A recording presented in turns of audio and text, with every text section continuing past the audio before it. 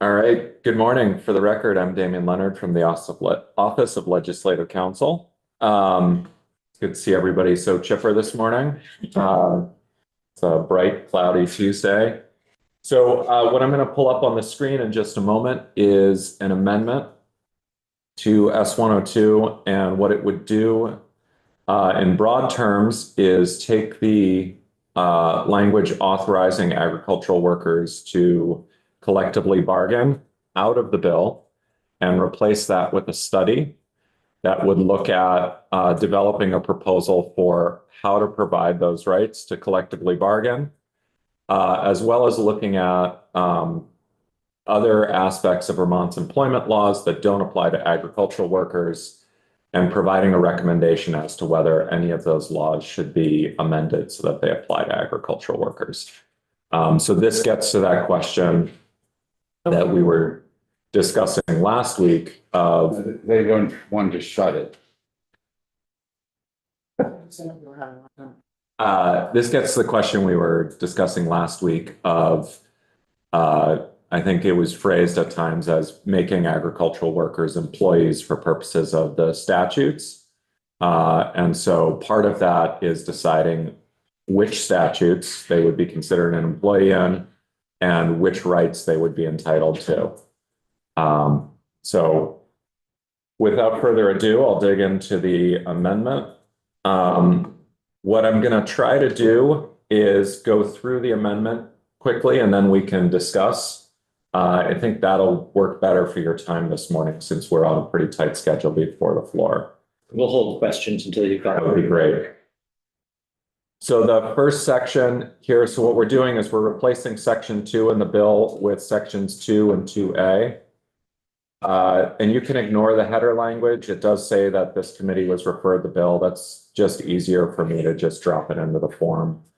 So the first change here is agricultural laborers are still excluded from collective bargaining. In section 2, there are no other changes there. It would allow domestic workers would still be allowed to collectively bargain. And then we'd create this study, section 2A. So it is creatively called the Agricultural Worker Labor and Employment Laws Study Committee. And it would examine how Vermont's labor relations and employment laws apply to agricultural workers and identify potential legislative action to provide additional coverage to those workers under those laws. Importantly, this is just a study to develop proposals. All of this has to come back to the General Assembly so it can get fully vetted and debated. So that's something to keep in mind is for those of you who might not have been through some of these before, we do this frequently where we say, come up with a proposal that we can then vet in the legislature.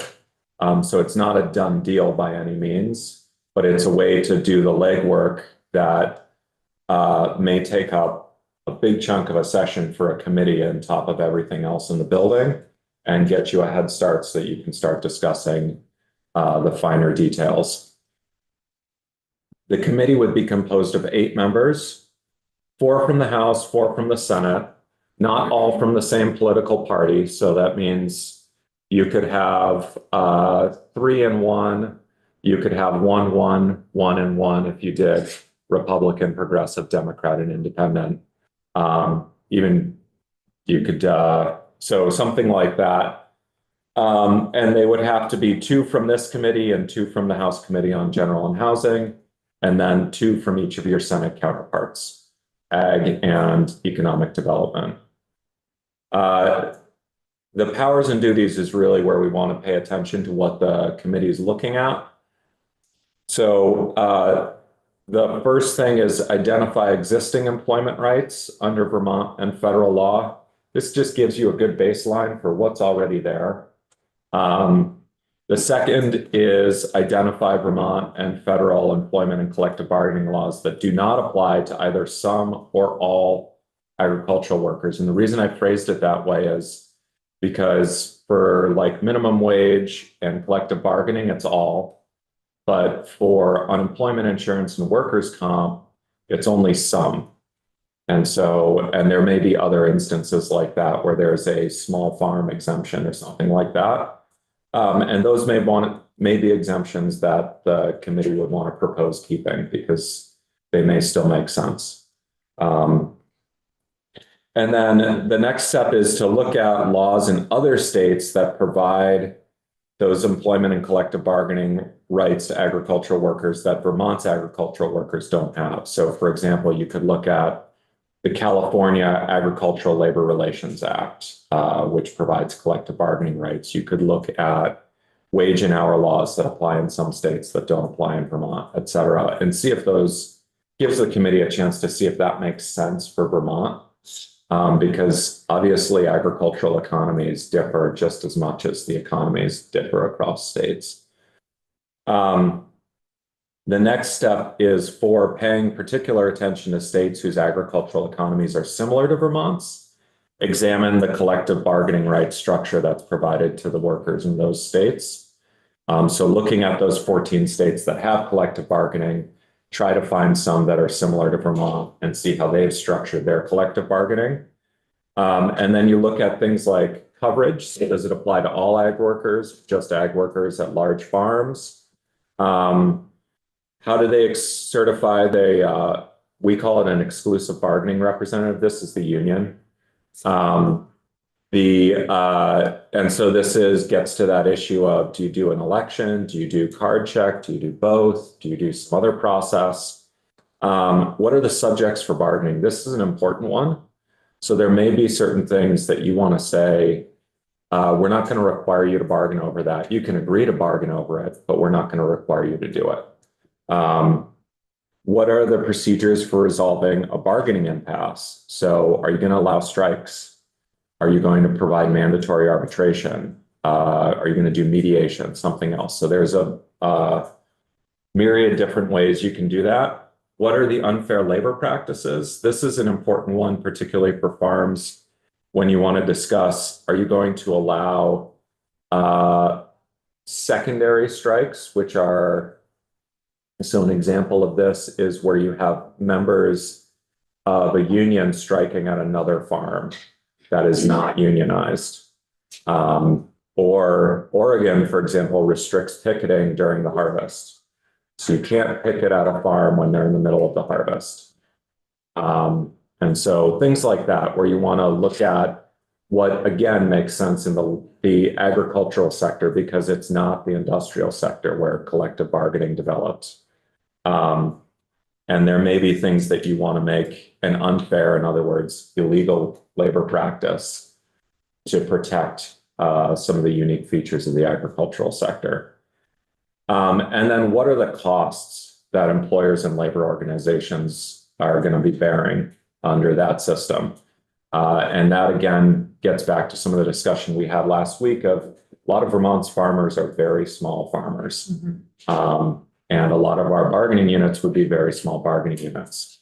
So what are the costs that we're looking at here? And is this a system that is going to be cost prohibitive, or that needs other measures to bring down those costs if you were to implement it? And that's the big if that is not addressed by this committee. And then the next piece is look at Vermont's existing labor relations laws, all the same aspects, kind of see how those are working in the public sector, and see if there's anything you can draw on there. Next, look at the capacity of the labor board to administer collective bargaining, because they would likely be asked to do this. California looked at their situation, and they're obviously not a great comparison to Vermont, given the size of their economy, but they determined that their existing labor board in the 70s couldn't do this. So they created a separate entity to administer agricultural laws, or the agricultural labor laws, that also had more experience with the agricultural sector and a better understanding. And then the next piece is develop a framework for what the committee thinks would work as an agricultural collective bargaining in Vermont, and identify other potential changes to Vermont's employment laws to provide additional rights and protections to agricultural workers.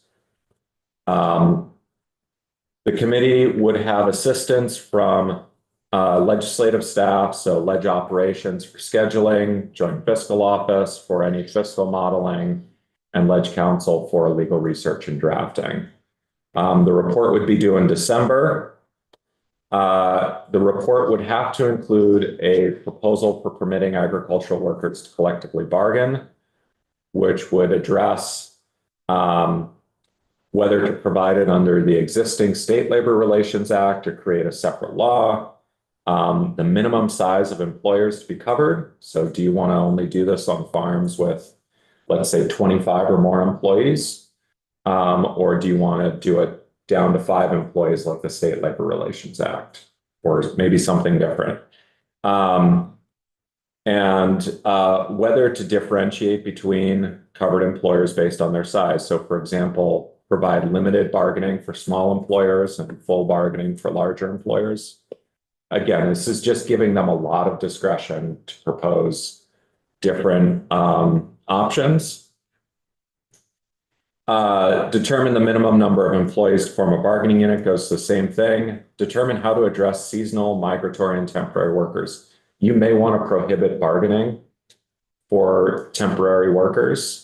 You may want to provide different bargaining rights for them. So that's a pretty big question up here where we have a lot of seasonal help that comes through the state. How are you going to select a union and certify them? What are you going to allow them to bargain about? How are you going to resolve bargaining impasse, including whether or not to permit strikes and contract imposition, which is the flip side of strikes? It's where the employer says this is the contract. What are the unfair labor practices? What is the role of the labor board, if any? Whether the state should be providing resources to assist the parties. So this is something we talked about last week. Whether the state could do things like provide mediators, provide funding to assist with negotiations, et cetera, to eliminate some of the burden here. And then any other issues the committee deems appropriate. And then finally, the report shall also include a recommendation for any other legislative action to amend the employment laws in relation to agricultural workers that the committee deems appropriate. So I want to point out here that the committee's findings are what changes can we make. The committee's recommendation is what do we think is appropriate. And it may be the committee is also free to say in its report, we think that if you do adopt collective bargaining, this is the structure you should use, but at this time, we don't think that's appropriate.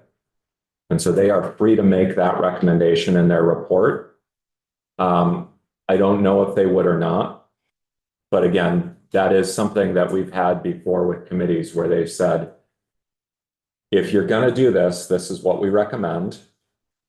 But at this time, we think it's not appropriate because, for example, we had an unemployment insurance study committee a few years back after all of that happened during the pandemic.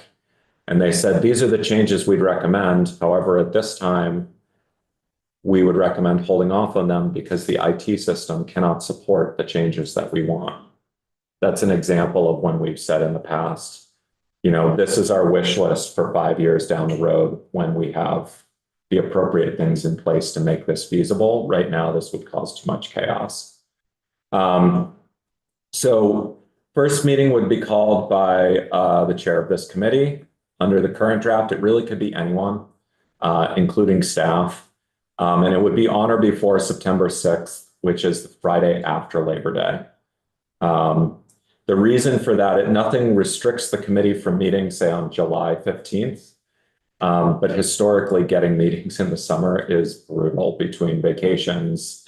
And particularly when you're on a committee dealing with agricultural issues, there's a lot of work happening in the summer, potentially for some of the members of the committee, if any of the members on the committee are actually involved in the agricultural sector. Committee would select its own chair. Majority of the membership is a quorum. And the committee would exist until December 31st, which gives you about 2 weeks after the deadline for the report for sort of some flexibility there if the report is running late. There's no penalty for having a late report. So I like to always give the committees a couple extra weeks so that they still have legal authority to pass the report, just in case they can't hit that deadline. And then there's per diems for up to 6 meetings. So that will obviously need a stop in appropriations to approve those funds. And it would be from the General Assembly's appropriation. So they have to figure out if there's sufficient funding. I know appropriations always sets aside some money for summer studies, and then they decide if there's enough. And what you might see, what I often see, is that they change the membership or the number of meetings if they need to get into what they feel they can comfortably fund. Let's start with just clarifying questions, and then we can, talk about it. Rodney, you had your hand up. Page 5, Yeah. line 1. Says the report shall include a proposal for permanent agricultural workers to bargain. Yeah. What if the committee just decided to leave it as it is with them exempt? It says, this indicates to me that we're studying how to get them the ability to bargain, even if we decide it's not a good idea. Right. So the idea in drafting it this way was to provide a proposal for how to do it, because it was pretty clear from the discussion here that there were a lot of questions. Like I said, nothing prevents the committee from saying this is our proposal, but we think it's not a good idea to implement this at this time. What this avoids is the possibility of the committee sending back a one-line report. We don't think this is a good idea, which has happened sometimes in the past with reports where you're looking for recommendations on how you would do it, and you don't get, there really isn't much of a work product that comes out of it. That said, I can understand if you have concerns about this on a fundamental level in the agricultural sector, that seems to be putting the cart before the horse. So, it was drafted that way to try to get a proposal out, understanding that it's still a huge policy question. But I can also understand that this may be unpalatable. So, and that's obviously a policy decision for you. You could change the language there to say, if the committee believes that agricultural workers, that collective bargaining in the agricultural sector is feasible and advisable, the report shall include a proposal. So that would be a change that you could make there. Let's continue with clarifying questions. Representative Templin. This is a clarifying question. I'm curious about the committee and how they work together. Does that pertain to clarification? Yeah.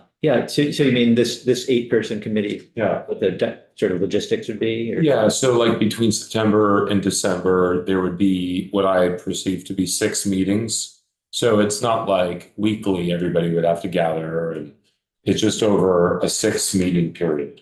Yeah, so you're looking at probably about 14, 15 weeks of the committee existing. So it's on average a meeting every other week. Realistically, because it's an election year, you're probably looking at a meeting in September, a meeting in October, maybe a second meeting or a third meeting somewhere in there.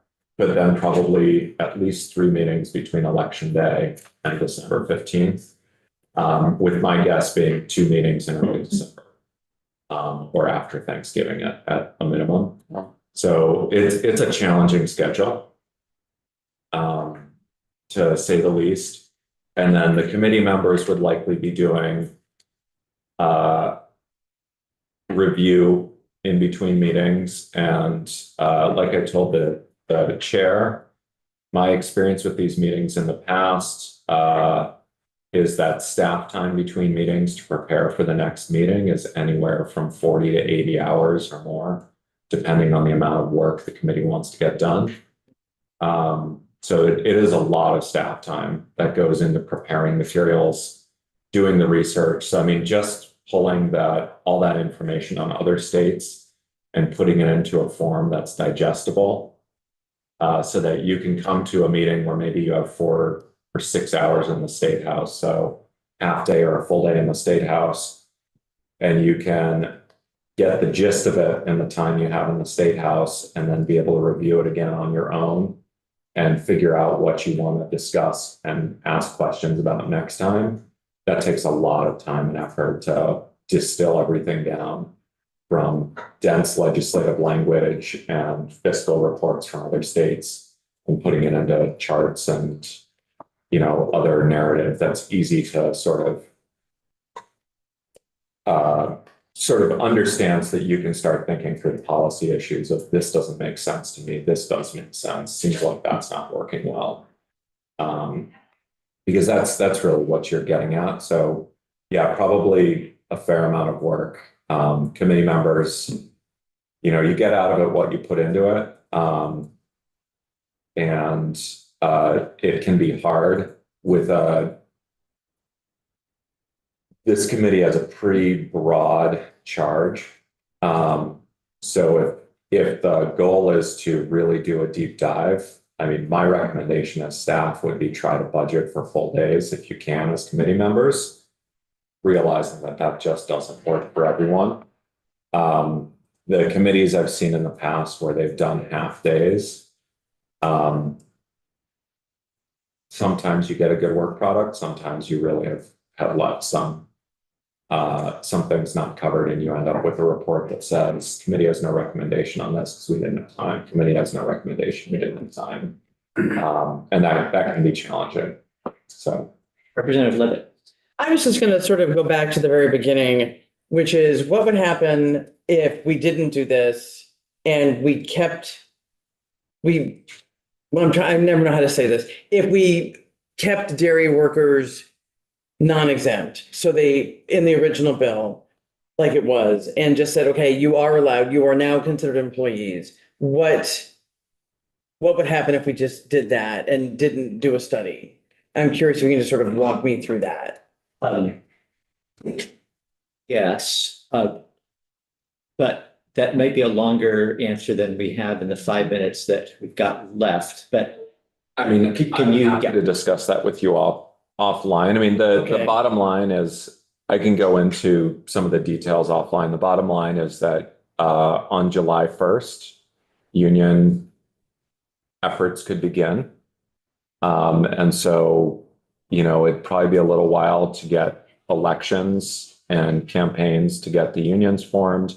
Then you'd have contract negotiation. So probably this time next year, we would have some farms.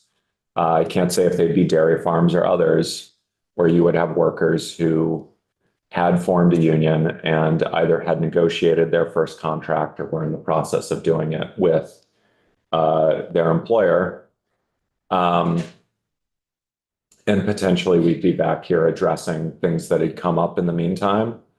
Another option, not to throw more on the table, is to pass that, but put in a delayed effective date.